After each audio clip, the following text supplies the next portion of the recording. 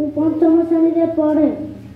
सम्मान्य सभापति महोदय, मोर पूज्य गुरुज गुरुमा वृंद विचारिका मंडल, उपस्थित श्रेणी मंडल एवं मोर प्रिय सान बड़ भाई भौणी मैंने, सर्वप्रथमे मुझे समस्त को स्वाधीनता दिवस शुभेच्छा जनाऊँगी।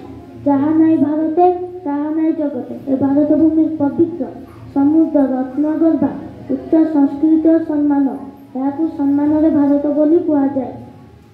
वैदेशिक शासक मैंने सदा सर्वदा लोलुप दृष्टि रखी अतीत बहुबार मातृभूमि अधिकृत आज हूँ अगस्ट मास 15 तारीख 2024 मसीहा आम देशर 78 स्वाधीनता दिवस अटे।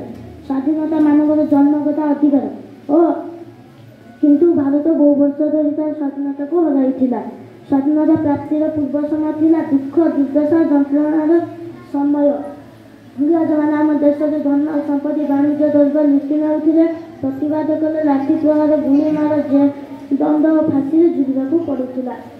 सत्वे आम देश साहसी देशप्रेमी मैंने इंग्रज मान हाथ में निज मातृभूमि को मुक्त कराइबापी ब्रिटिश शासक आगे ठिया होते।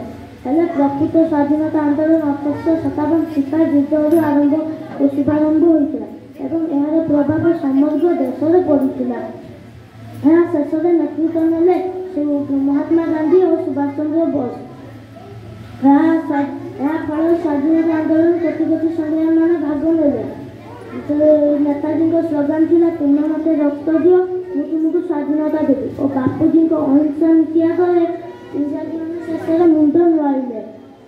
शेष शह शह पराधीनता दास 1947 मसीहा अगस्ट मास 15 तारीख दिन आम देश भारत स्वाधीनता पाइला एवं आम सेबेठारू स्वाधीनता दिवस पालन कर देश लगी खाली स्वाधीनता हवा किसी बड़ कथा नुह। एवं आम कर्तव्य संग्रामी मान बलिदान मिलता फल देश को सुरक्षा और प्रिय देश को स्वच्छ सुंदर सुरक्षित रखा। शेष मुझे कहली ना मोर सरकार ना मोर भगवान, ना मोर सरकार ना मोर भगवान। मत ये जना मु भारतीय भारत मोर मत शेष